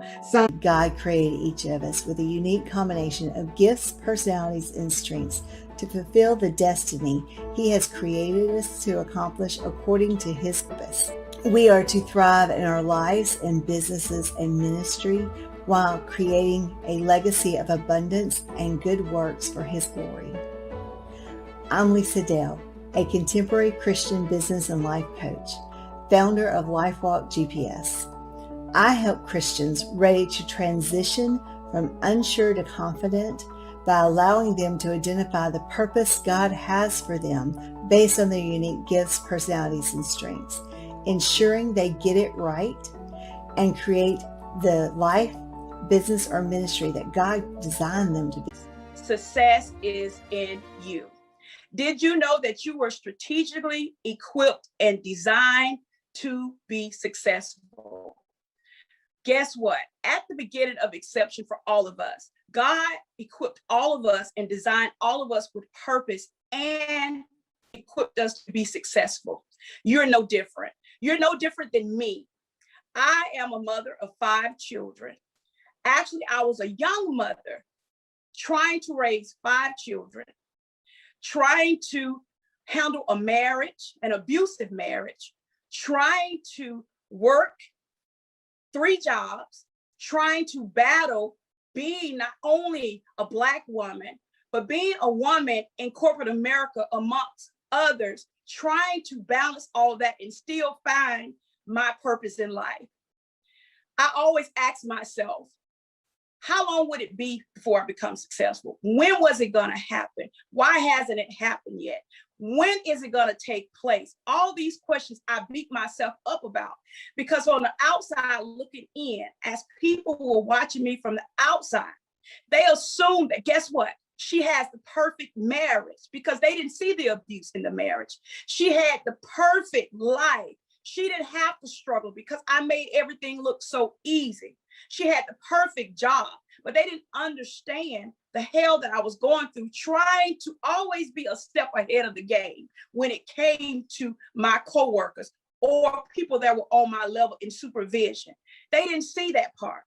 They didn't see any of that. Only thing they assumed, because of what society portrays as success, is what they define as success. But me, and when I go home and have to go back to my everyday life, I was broken. I was messed up from the floor up. My mind was everywhere because I knew that God equipped me to do something great. But I didn't want to just do these great things just for everybody else and forget about myself. So God whispered to me one day, and I can hear it as clear as day.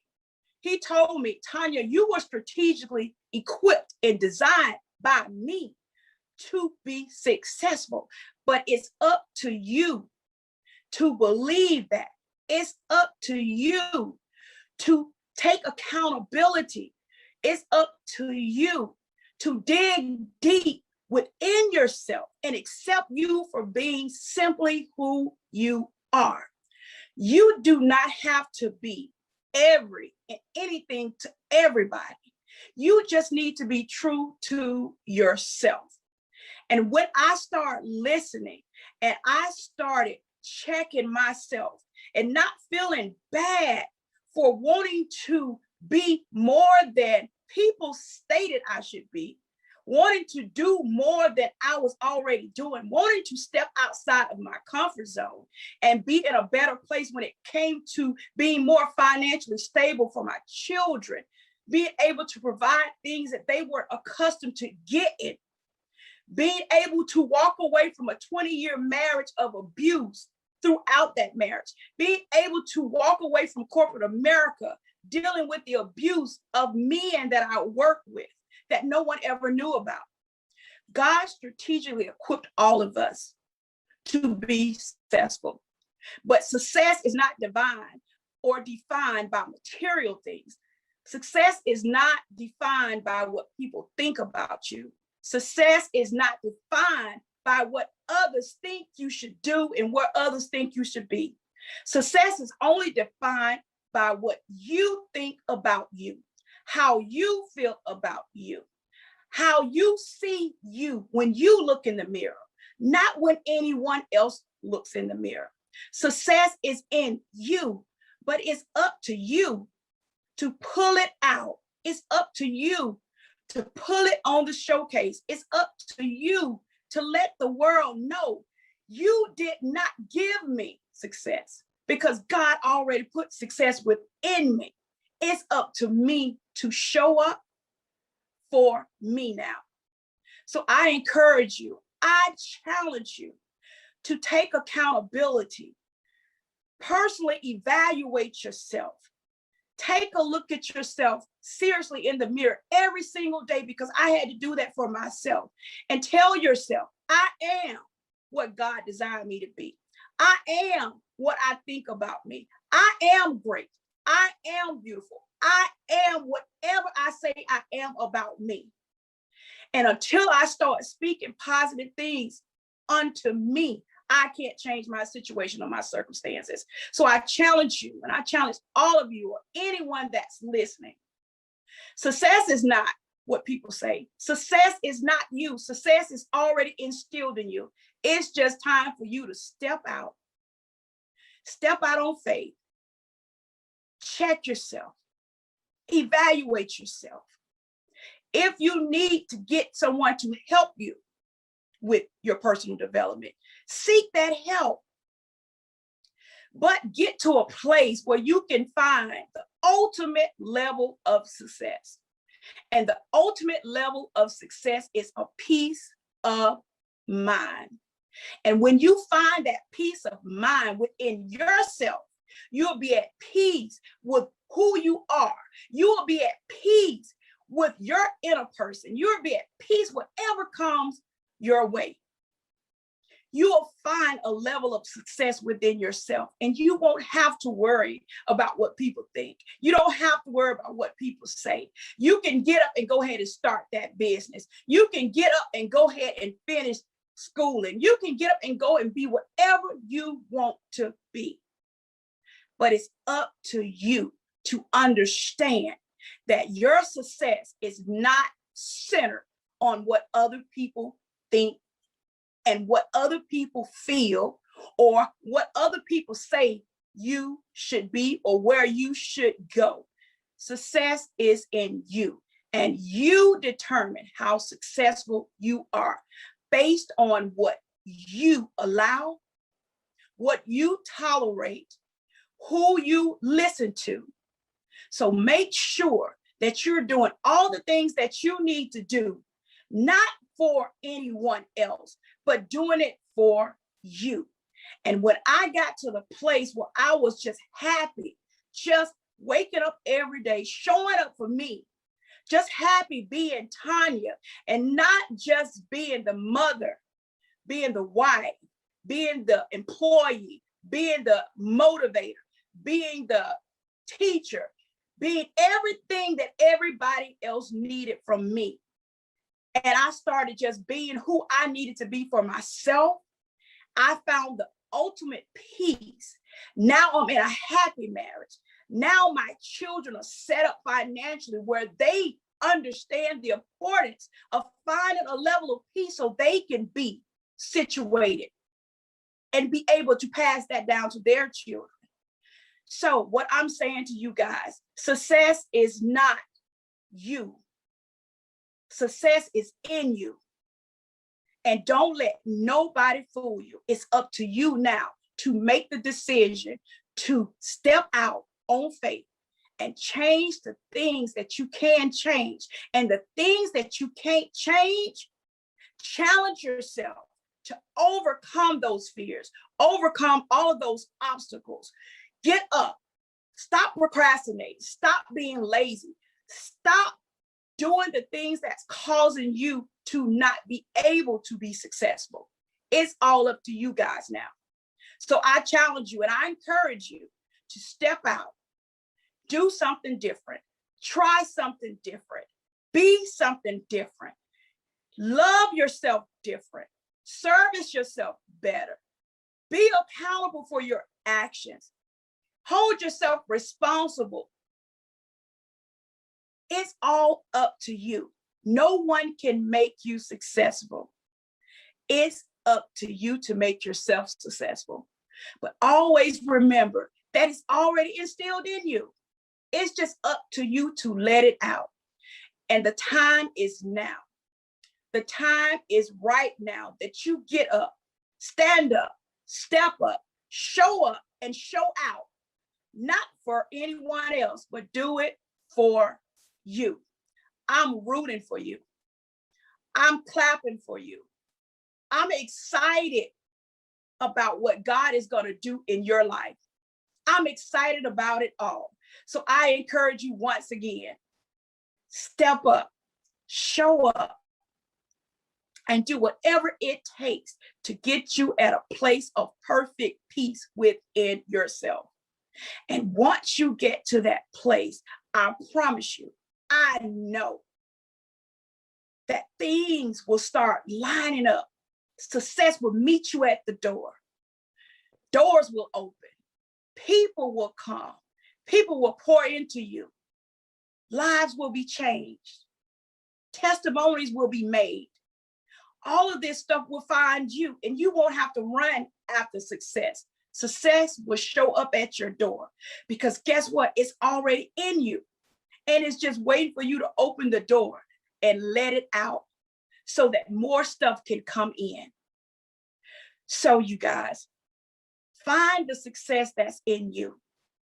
It's not going to be easy. It's hard work. It's hard work when you have to check yourself and hold yourself to a higher standard of excellence. But it's something that you got to do if you want to be successful, because no one can do it for you. And no one is going to hold your hand. No one is going to be there when you're up crying. No one is going to be there when you're frustrated. No one is going to be there when you're trying to figure it out. So make sure you get yourself mentally equipped. Get your heart mentally set.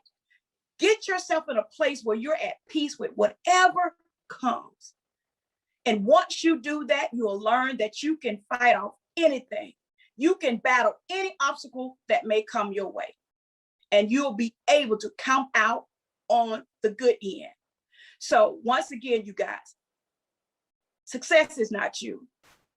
Success is already in you.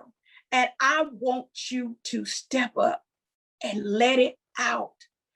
Let it out in the world, because there are so many people that need to hear your voice. There are so many people that need to know that, guess what? If I can do it, so can you. And I know if I can come from a lot of trauma, abuse, and be successful, why can't you? We're all given the same hours in a day. We're no different.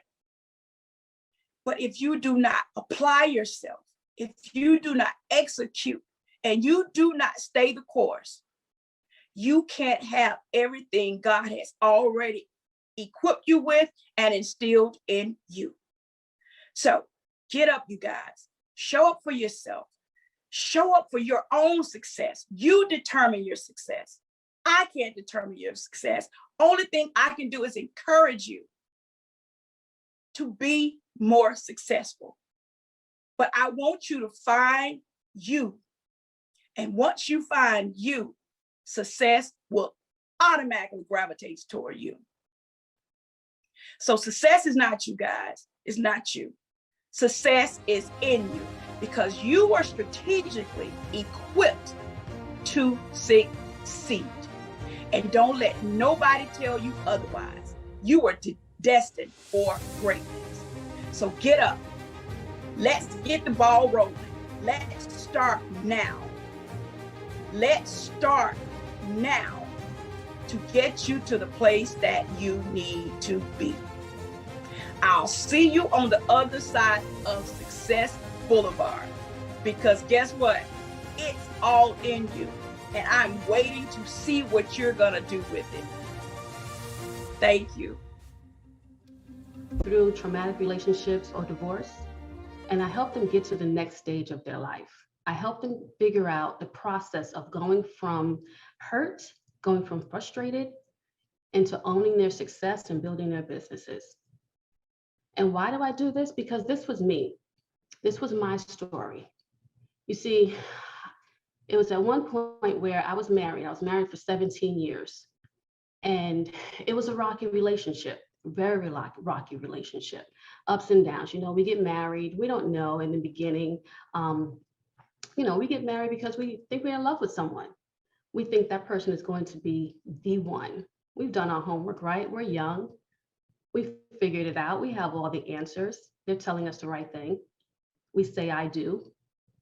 And then we realize that down the line that, wait a minute, I might not have thought this through. You know, things are not going the way I wanted them to go. Things are not happening in the manner in which I envisioned a marriage should be. I envision a marriage where we're going to be everlasting. We're going to work it out and figure it out together. We know we're going to have hard times. Yes, we're going to have hard times, but we love each other, right? And we'll work it out. And then the children come. And then jobs come, finances come. And then you find yourself going through some times where all of a sudden you're being berated. You see, in my 17 years of marriage, you know, we thought we had all the answers. I never figured that I'd be in a marriage and end up in jail. You heard that right, in jail for 2 days, domestic violence. Who wants to get married and then go to jail? Who wants to get married and then realize that the person that you're with is toxic for you? That's not a marriage, but there's no blueprint for this, right? We don't know. We just have to try to figure it out. So I remember one day we got into this really, really big argument, really, really nasty. And one thing I always said was, we would never, ever, ever do this in front of the children. The kids were the safe zone because they're innocent in the process, right? They don't know what's going on. They just see mommy and daddy. They're loving each other. They're supposed to be there for each other, setting the example. But what they did not see was mommy going upstairs to her room and crying every night. What they did not see was mommy coming home from work and sitting in the driveway, sitting in her car, not wanting to go inside the house. What they did not see was every time they turned their backs, I was crying deeply inside because I was just struggling to figure out, where did I go wrong? Where did we go wrong? How many have you ever felt this way? Have you ever been in a relationship where it all started out really good? You thought you had all the answers. You were doing everything right. You were doing everything right. He was saying the right things. It sounded good at first. You guys were good. You guys were good, going on vacations together, just being there for each other. And then it wasn't. And then you weren't. And then you're looking at yourself. You're turning around and like, who am I? That's the one question at the end of everything is, who am I? Because we live for everyone else. We live for the children and making sure they're okay. We live for the spouse, even though they're not giving us what we want. We live for them and making sure that they're okay. We live to make sure that there's dinner on the table, the kids are fed, because you know what? In some relationships, you may be married, but you're not really in a committed relationship. You may be married, but you're really dating because you're doing it all alone. You're doing it all alone. And that was me. That was me. And I could not figure out for the longest what was going on. And the one thing I always say in any relationship, you never say, I would never. You know, we get into this before we get married, like, look, if he ever did that, I will never. That would be the breaking point. Oh, I'm leaving him if he did. Well, guess what? I was in jail. It was only 2 days. Let's not think that it was something long. It was only 2 days. But nonetheless, I was in jail. And then what most people would say, oh, I go to jail for him, I'm gone. I was there. I stayed. And we do that for many reasons, right? There's no fault, there's no guilt, there's no shame. We should not hold that, but we do it for so many reasons. We do it for the kids, we do it for the finances, we do it for, you know, the life that we've lived, that we're living. We're doing it because we don't have the finances. We're doing it because we can't figure it out. We're doing it for so many reasons, but we stay. But then it comes to a point where you get sick and tired of being sick and tired. You get sick and tired of night. You get sick and tired of lying to yourself. You get sick and tired of showing up outside, putting on that happy face. You know how we do. We go outside and we put on that big face like everything is okay. Somebody asks you, okay? Yeah, I'm good. Everything is good. Husband, oh, he's just fine. Yeah, yesterday we had a great conversation. But you get tired of it. And that's what I did. I got tired of it. So it was that one time. We got into a heated argument. It was always over something trivial. I think it was because we were, I don't even remember, it was a movie theater or something or another, but it was a topic, but it was not the issue, the underlying issue, the root cause of what was going on. It was another topic, but it was so many topics, but this was the topic of all. This was the icing on the cake, the cherry on top. And I remember going to him and I said, this is the last time you're going to talk to me in that manner and treat me in that way. And I remember walking out of the room. And at that time I had walked up into the room. He was sitting on the bed and we had just gotten home from the movie theater. Like I was saying, we had just gotten home from the movie theater. And I was just, on the way back from the movie theater, I mean, he was cutting into me, into my soul, just really, really going in about something that he was upset with. And I was upset because the kids were in the back. And that was the breaking point. And he went upstairs to the room. I walked up those stairs, I walked into the room, and I stood in front of him. And I said, this is the last time you would speak to me in that manner. And I walked out of that room and I heard him shut the door behind me, slam the door behind me. And I heard the cursing I was everything except the name that my mother gave me. And I remember walking down those stairs and I felt like the weight of the world was on my shoulders. And I went downstairs and I sat on the couch and I told myself, okay, I'm gonna have to figure this out. I'm gonna have to figure this out and I'm gonna have to make it work, but I will figure it out. And I remember sitting there with my hands in my head in my hands on the couch, feeling broken and powerless. And I said, I'm done. And then I heard someone suddenly say, Mommy, are you okay? And I looked up and it was my daughter staring at me with worry in her eyes. You see, like I said, for those 17 years with my kids, whenever they saw that, I was able to say, no, I'm okay. Mommy's good. Nah, we just good. Mom and Daddy just having a little argument. We're okay. What do you want for dinner? You know, and change the subject. But that day, no, I didn't. I put on a smile. I said, you know what? No, I'm not okay, but we're going to be okay. And it was in that moment I took, and that's when I made the plan. I said, today is the day where I put me first. Today is the day where I look out for my safety. Today is the day where I look out for my security and my kids' security. That was the first time I uttered those words to her. And that was the one time I felt so in power. So what did I do? I made a plan. I came up with a plan. And at that moment I said, my marriage is over. It's done. 17 years, I'm done. So I put together my exit strategy. You know, we can't just do it. The one thing I had to do was figure out what I was going to do, how I was going to do it. And I had to put my kids in the forefront. They were the most important to me at that moment. How can I make sure that I do this for my safety, their security? And that's exactly what I did.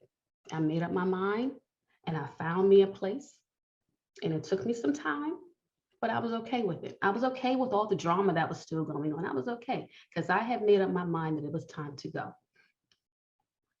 And I found me a place and we moved. The very next month we moved, I packed up my kids and I took what I needed. You know, the one thing I say to ladies, when you're going through these situations is the bickering.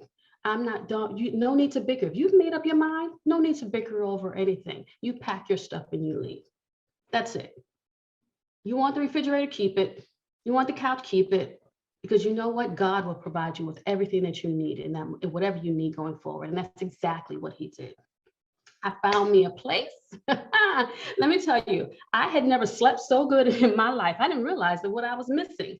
I didn't realize that when I got in my bed and that night and was able to go to sleep and put my head on that pillow and slept like a baby. Slept like a baby. Didn't even have all my furniture. Kids had theirs. I was okay with the little bit that I did have because what I know I had was a peace of mind. I had peace and security and I was okay. I was just elated just to be able to be laying there by myself, not having to worry about somebody nagging me at night about what they need, what they want, what they desire that I no longer cared about. I was living the life that I wanted to live and I was so happy. My kids were safe. I was safe. Look, this is the way it should be. This is the way life should be. This is the way I was born to be. I was born to be happy and be okay. I wasn't born to be with someone who's going to bring me down, and neither are you. Neither are you. That's not a marriage. You're not property. But then after a while, I'm living in bliss and I'm good. And then you realize, wait a minute, I went from a 2-parent household to one. I went to a 2-income household to one. Hold on, I got to figure out how to make this work. I got food, clothing, college coming up, extracurricular activities. I had all that I had to take care of because, you know, you may not be getting a lot of financial help when you're in that status, right? But we got to make it work. And that's what we do as ladies. That's what we do. We rise to the occasion. So what did I do?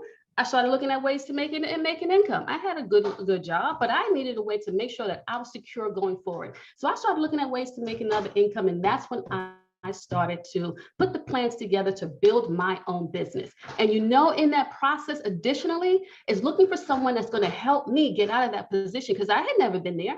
I had no one to turn to. I didn't know who can I turn to ask, hey, how do you maneuver through this process of going through a separation and divorce? What do you do? How do you do it? I have all these emotions. What do I do with this?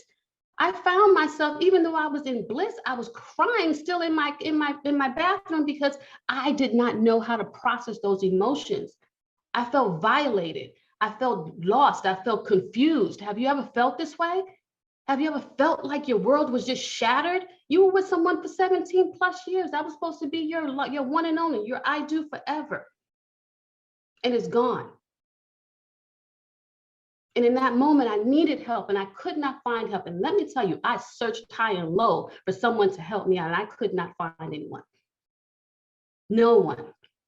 So I finally found a therapist. Thank God for therapists. And I went to a therapist.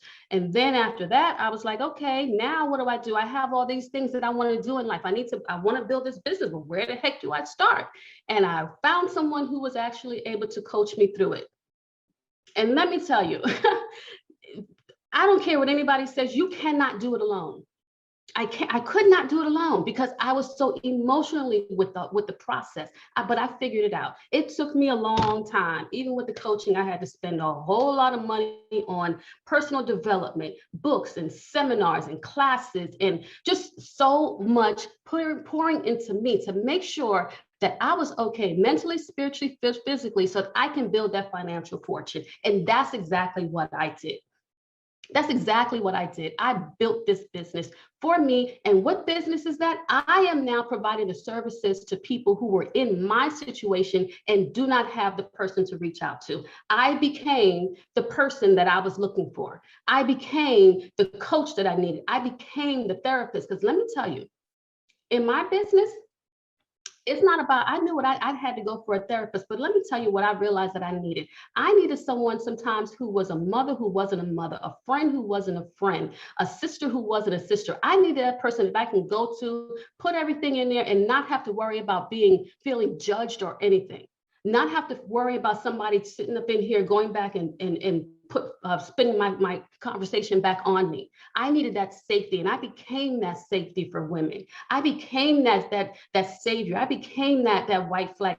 I became that person to give you what you need to get you to the next level and help you get through and build your businesses. And let me tell you, my ladies are kicking ass out here. My ladies, they've gone through and didn't realize what that the conversation with me, we're going to get to the bottom of it. I'm going to figure out I'm going to help you figure out what it is that you own in that process, because it's no longer about him. It's about you. And it's about you figuring out, okay, what's my accountability in that? What is the lesson that I was supposed to learn in that? That's part of the spiritual growth that we go through, and the mental growth in it. What is the lesson that God was trying to tell me? Because there's a lesson in everything for you to get to your blessing. And I help ladies get to that. And they have had some phenomenal revelations, just like myself. I didn't realize that I was supposed to be this person for someone else. I didn't realize that. I didn't realize that I was supposed to be sitting here teaching people marketing and sales. What? That's not me. I was an IT auditor. That's not, marketing and sales wasn't me. But I'm showing my ladies how to do that now, because what I believe is every woman should have a business. Every woman should have a business. Why? Because you want to get to a point where your next person that you're going to be with, because I don't rule out love, but you want to set yourself up so that the next time you are so holistic that you're not putting your all into someone. That person compliments you, that person brings something to the table, but you have to be your own person. You got to define who you are. Who do you want to be in this life? What do you want to do? Everyone has something. Everyone. And what I found that ladies do is when you get into marriages and you don't know who exactly you are, what exactly you want, what exactly you bring into the table, then you're relying on other entities to give you that, and you're coming up incomplete. You're coming up short. You start relying on your kids and living through them, but you're not fulfilling yourself. You start expecting your spouse to do more, but you're not doing anything for yourself. And you know that you should, because we all have these ideas of what we want to do, but we put it on the back burner. Well, it's time, it's time to go dust that off the shelf, and I help you get it. I help you figure it out, and I help you get to that next level, because it's all about empowering you. It's all about you being bold and reigniting the person that you are. I'm going to help you release those pains from the past. I'm going to help you reclaim exactly who you are mentally and physically. Yeah, we're going to get your body right and your mind right, because that's all in one when it comes to owning your own business. And then we're going to try to figure out, what's your financial plan, honey? It doesn't even have to be building a business, because I'll show you how to build a business, but I'll also show you how to get that next position that you want in your job, how to set yourself up for success. And let me give you the key to that right now. The key to setting yourself up for the next level is your mental state and taking accountability for yourself. Now, let me tell you, if you don't do anything else with me, take that with you. Take that. Own your mental state and be consistent in anything that you do. Anything. But let me tell you, don't go at it alone, honey. Don't go at it alone. It's just not. You have so much to give in this world. We have so much that we have to offer. But I want you to declare it. I want you to say, to declare it to yourself right now, that no one else has, right at this moment, say no one else has any control over you. You're going to take back full control over who you are. Take back your control. Speak it, write it out, because there's a power in speaking and there's a power in writing it out. Declare it. Own it. Take accountability for exactly who you are. Listen, we go through this, and one of the common questions that I get from people is, Tanya, can you help me rebuild myself? Can you help me figure it out? And my answer is always a resounding, yes, I can. I can help you rebrand yourself, because that's what it's all about. Rebranding who you are. We think of branding in terms of, a business that you're running. That's the front end. That's all. I mean, that's the back end, baby. That's the residual. You have to rebrand who you are and step into your greatness. You have to figure out, what do I want? How do I want to show up every day? How do I want people to talk about? What do I want to leave every time someone leaves, walks away from me? What's the impression that I want them to have? What's the feeling that I want them to have when they leave, when they encounter me? What is that? We know what we wanted for our kids, right? But for you, how do you want someone to walk away from you? Look, these are the things that we get through. And let me tell you, all my ladies, I tell them, when you leave me, when you come work with me, we are sitting there and we crying on, like you gonna think you're a therapist, but I am not a therapist. But you're gonna get to the nitty gritty. And then building your business is it's just gonna go, because you're gonna be so in tune to who you are as a woman and what your next step is. Everything else is just gonna come easy. You just need the blueprint, and that's what I'm gonna give you. I'm gonna give you the blueprint. In my 3-step process, we have be mindful, we have be well, and be wealthy. And let me tell you, those 3 things, you're building the foundation. It doesn't matter the business, doesn't matter what you're doing. It doesn't matter what your next step is. Your business could be your job, because that's a business too. I'm gonna show you how to think about that and how to do that. Your business could be anything. Your business could be staying at home as a stay-at-home mom. Let me tell you, I'm just saying, this should look. The sky is the limit. The sky is the limit. But if you're having a hard time holding on to that negative energy, and you're not quite sure how to get to the next level, the possibility is this, because you deserve happiness. Anything is possible. Yes, anything is possible, because why? Just like I said, you deserve happiness. You deserve that peace of mind, knowing that your kids are safe and secure. You deserve happiness, because you deserve to be able to put yourself first and not feel guilty or feel any type of remorse about doing so. Not feel guilty or shame or frustration. You don't owe it to anybody. You don't owe it to the in-laws or anyone. You deserve happiness. You deserve to live a life mentally, physically, and spiritually free. And with a financial abundance, it's so possible. And all you got to do is tap into who you are. You are worthy of everything that you have in life, because you deserve happiness. You deserve everything that you are. So picture that day. Picture a day when you don't feel afraid to go home anymore. You don't feel afraid to walk up to your door, put your key in your door, and know that the people on the other side are so full of love. Your house is just full of love and abundance. Picture a day where you walk up to people outside and they're just like, what is it about you? You're glowing. You just look so good. Picture that day where you can just sit back and say, well, wait a minute, I can show you how to get there. Are you okay? And picture a day when you are just so full of joy that your kids are like, I see the change in you, mommy. Why didn't you do this a long time ago? Or I see the change in you, mommy. I like the new you. Picture that day. It's possible. You're worthy. Like I said, my name is Tanya, and I am a transformation strategist. I help you rebrand yourself, because you deserve happiness. If you want any more information, please follow me. You can get in touch with me at Tanya@TanyaRobinson.net. That's Tanya@TanyaRobinson.net. and you can schedule your call with me. Call is free. Let's just schedule a breakthrough strategy.